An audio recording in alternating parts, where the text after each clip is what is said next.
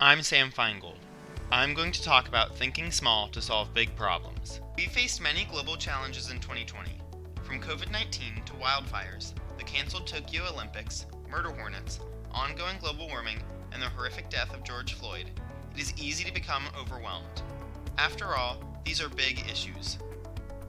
I believe the key to tackling global challenges is to think small. Let me explain by giving you an example from my own life. I have two sisters with disabilities. Both were born with Down syndrome, and one also has autism. Their names are Grace and Maybell. To be clear, their disabilities are not the problem. The problem lies in the way in which society treats people with disabilities. Too often, people with intellectual disabilities are segregated or excluded from the normal activities of daily life.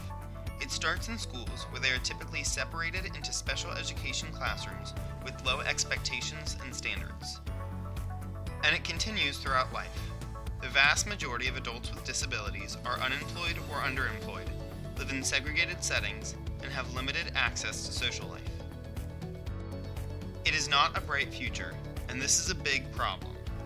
There are 7 million people with intellectual disabilities in the United States alone, and 30 million more are directly connected to them. So how do we solve these big problems by thinking small? We move the world by starting from the center out. When Maybell wanted to join our local swim team, I volunteered to help coach. She was the first person on the team with a disability. Now the team is fully inclusive.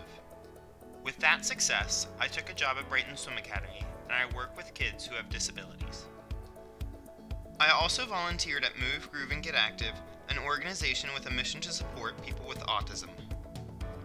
Through these small steps, we can see big results. Through swimming, Maybell learned how to be a friend. Now she has many friends. She learned to pay attention. That led to new skills. She plays on the basketball team and the volleyball team, and is fully included in her 6th grade class, where she reads novels and is learning pre-algebra. Most importantly, she is developing the skills she needs to be independent, like discipline, time management, social skills, and personal responsibility. She will be ready for one of the more than 300 colleges that now educate students with disabilities, like Clemson, Vanderbilt, and Murray State. That's important because college benefits everyone. People with disabilities who go to college show great increases in employment rates. And employment leads to financial security, access to healthcare, and better housing options.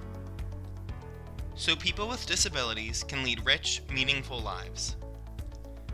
If we start from the center, begin at home, and then move to our communities and beyond, we can change the world.